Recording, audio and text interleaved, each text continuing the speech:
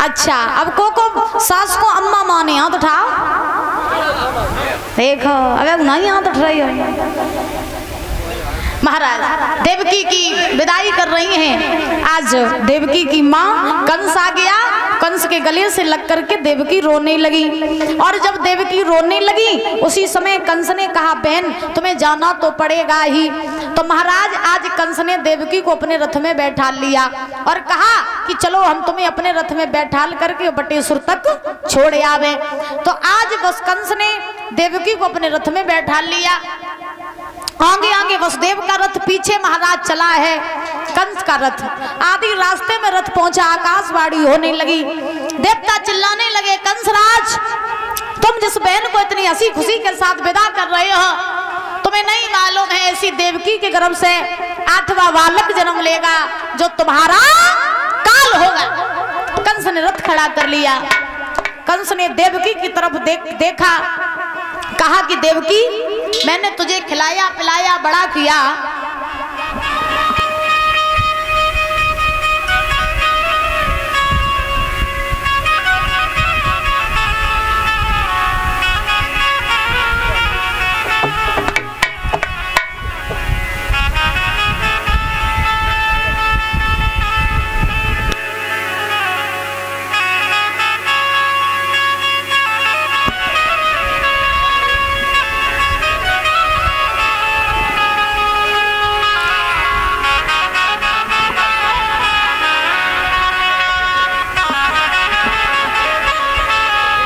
बोली गोविंद भगवान की, बोली राधा रानी सरकार की, जय जय श्री राधे श्याम।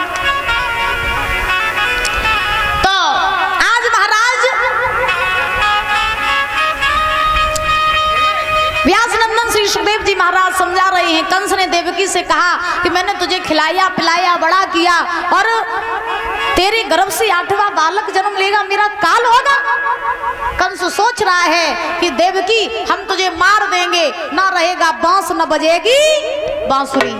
जब हम तुझे मार देंगे तो फिर तेरे गर्भ से 8वां बालक जन्म नहीं लेगा।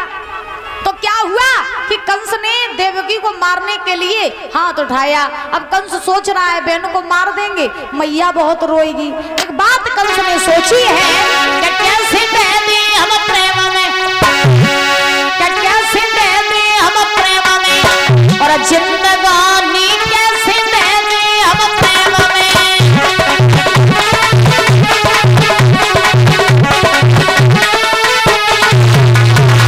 आज कंस सोच रहा है कि बहन के प्रेम में अपनी जिंदगी हम दाव पे नहीं लगाएंगे।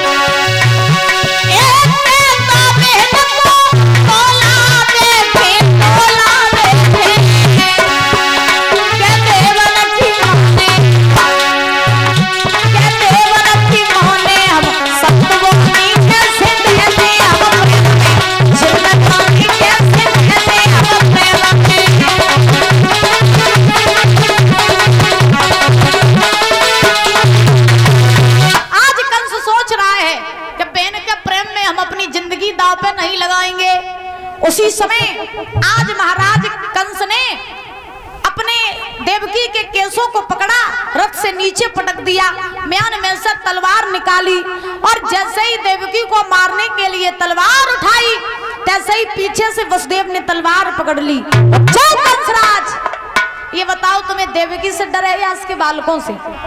कंस ने कहा हमें तो इसके बालकों से ही डर है। तो वसुदेव ने कहा कि तो तुम देवकी को मारो नहीं, ऐसे छोड़ दो, और हम तुम्हें ये वचन देते हैं कि देवकी के गर्भ से जो भी बालक जन्म लेंगे वो सारे बालक हम तुम्हें ला करके दे देंगे, फिर चाहे तुम उन्हें मार देना या फिर तुम उन्हें छोड़ देना। इतना कहा उसी समय आज कंस जानता था कि वसुदेव जी कभी झूठ नहीं बोलते हैं। कंस ने देवकी वसुदेव को छोड़ दिया, लेकिन इन दोनों को महाराज बटेश्वर नहीं जाने दिया। दोनों को पकड़ करके परीक्षित जी मथुरा की जेल में डाल दिया।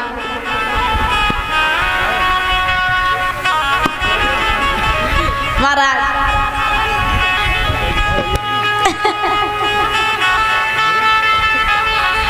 वृंदावन बिहारी लाल की।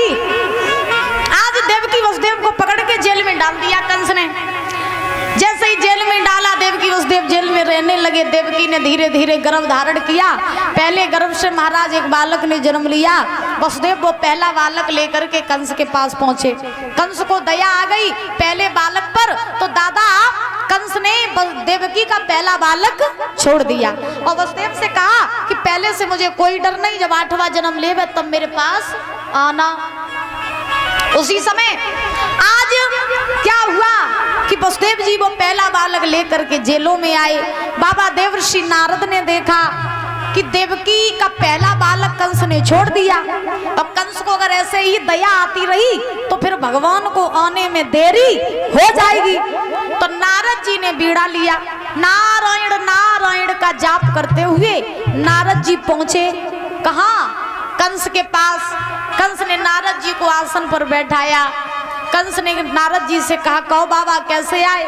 नारद जी ने कहा, कंसराज ये तुमने क्या किया? कंस बोले, क्या किया? नारद जी बोले, तुमने देवकी का पहला बालक छोड़ दिया। कंस बोले, हाँ। नारद बोले, क्यों? कंस ने कहा कि पहले से मुझे कोई डर ही नहीं था, डर मुझे 8वें से है। 8वें को मारेंगे, पहले को मार के हम क्या करेंगे? तो जो ये बात कही तो परीक्षित जी नारद जी ने एक 8 पंखुड़ी का पुष्प लिया। पुष्प लेकर के कंस से कहा नारद जी ने, ये पुष्प तुम्हें दिख रहा है? बोले हाँ। बोले इसमें पंखुड़ियां कितनी है? बोले 8। तो नारद जी ने कहा इसको गिनो। कंस गिनने लगा, 1 2 3 4 5 6 7 8। कितनी है? बोले 8। सीधी तरफ से गिनी? बोले हाँ। नारद जी बोले उल्टी तरफ से गिनो। कंस गिनने लगा, 1 2 3 4 5 6 7 8।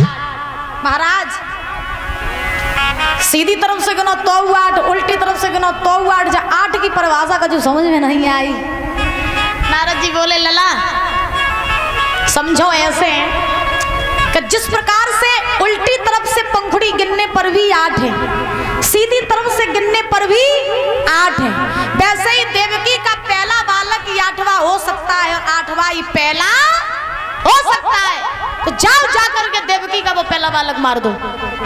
नारद जी को क्या पड़ी थी जो नारद जी ने देवकी के बालक मरवाए? तो नारद जी ये चाहते थे कि जितनी जल्दी कंस के पापों का घड़ा भरे उतनी जल्दी फूटे, जितनी जल्दी भगवान का अवतार हो। आज कंस गया, देवकी का पहला बालक मार दिया। महाराज कंस ने देवकी का पहला बालक नहीं बल्कि महाराज धीरे धीरे करके 6 बालक मार दिए।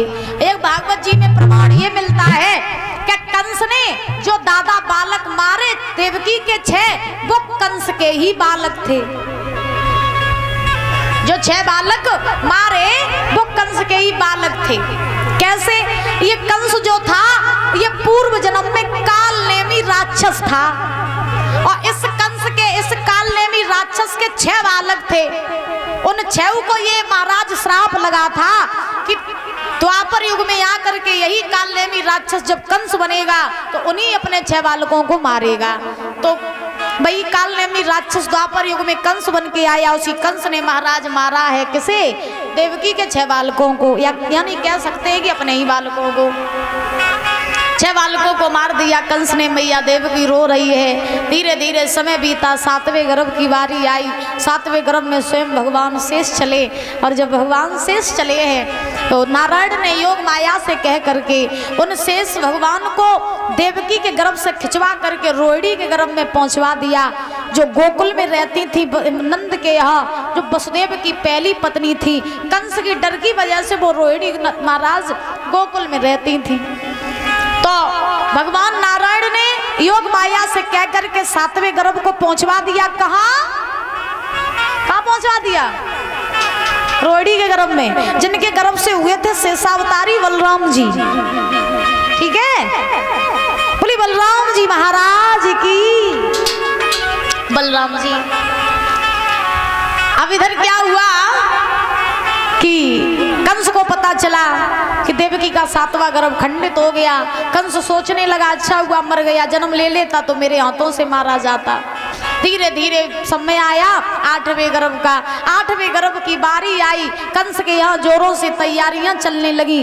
कंस ने देवकी वसुदेव के हाथ पैर में बेड़ियां डलवा दी और महाराज बेड़ियां डलवा करके ताले पड़वा दिए फाटकों पर, 4-4 पहरेदार खड़े करवा दिए, पहरेदारी लगवा दी। और महाराज हुआ ये कि जब से सुनी है अमर वाणी, अब कंस की जान के लाले गए और बंद जेल में ताले पड़े गए।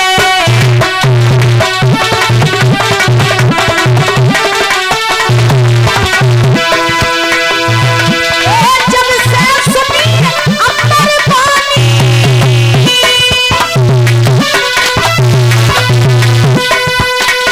कंस की जान के लाले पड़े बंद जेल में ताले पड़े।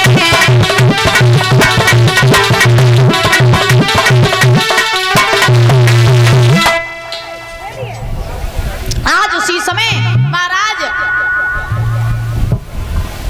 आज जेलों में ताले पड़वा दिए, देवकी वसुदेव के हाथ पैर में बेड़ियां, और महाराज देवकी को खाने के लिए बासी रोटी दे रहा है कंस।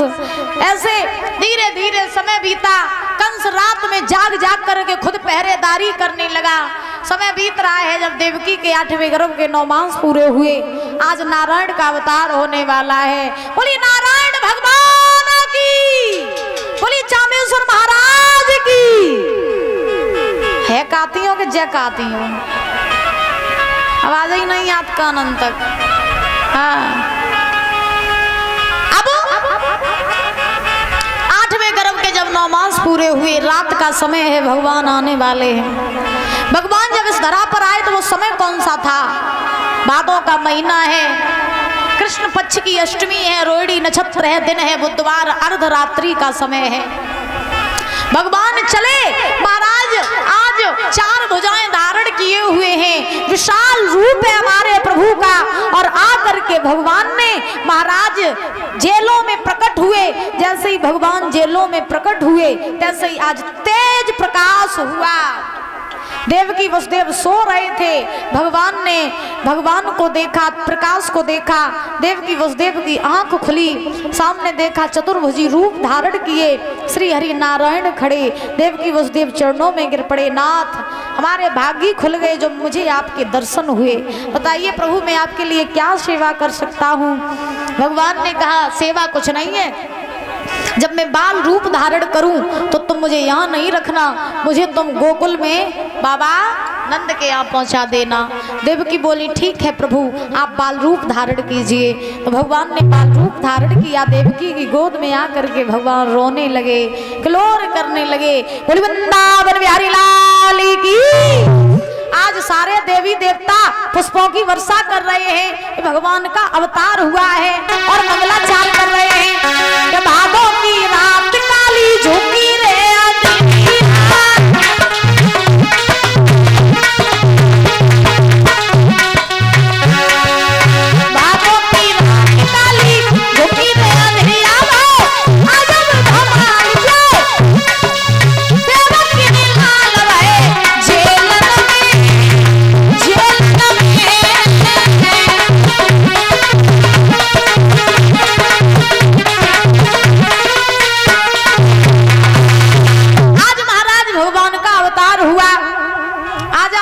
हमारी बात सुन रहे हैं तो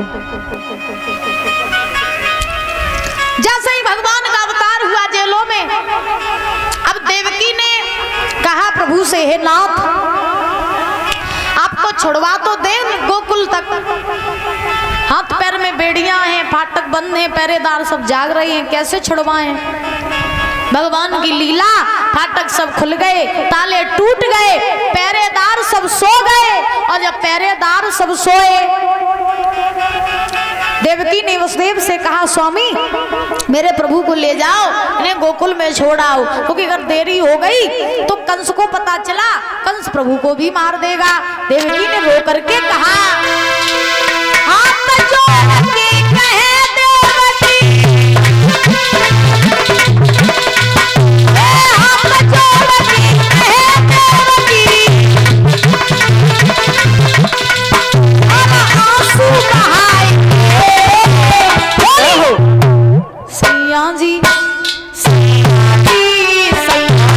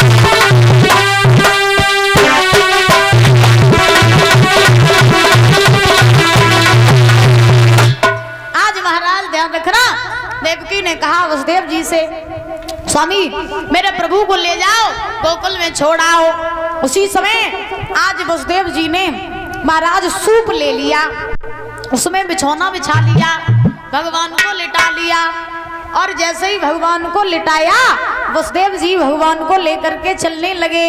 बोले वृंदावन बिहारी लाल की, बोलिए बालकृष्ण भगवान की। अबे ना फेंको, हम बताएं तब फेंकियो। महाराज